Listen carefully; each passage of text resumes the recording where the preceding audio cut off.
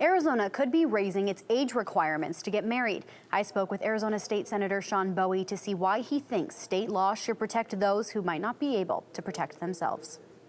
I think it's going to help a lot of young women. Bowie is one of the Arizona state senators behind Senate Bill 1139, a bill that would create a minimum age requirement for minors to get married in the state. Over half the states in the U.S. don't have an age requirement for marriage, most just requiring parental consent or a judge's approval, including Arizona. Just last year, Texas legislature passed a bill mandating a minimum age, and that's what Bowie says inspired this bill back home. There are a lot of cases of young women, 15, 16 years old, being married to men who were much older. The bill would set the minimum age to 16 here in Arizona and require those 16 and 17 to be legally emancipated, either through parental consent or proof of self-sufficiency. According to the clerk's office of the Maricopa County Superior Court, in the past 5 years, 570 minors have received marriage licenses in Maricopa County alone. That data shows some 17-year-old women marrying men 24 years older than them, something Jason Cruz of the Arizona Coalition to End Sexual and Domestic Violence says can create tension and lead to marital issues. Since sexual and domestic violence is something around power and control,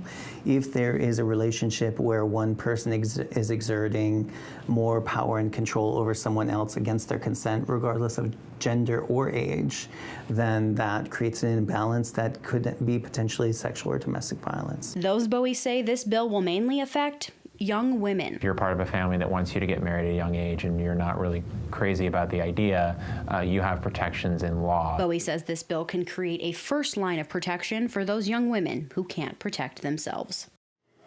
We reached out to other counties for their marriage age data, but so far only Maricopa and Mojave counties gave us numbers in time for tonight's broadcast. Data from Mojave shows there were more than 130 underage marriages between 2011 and 2017.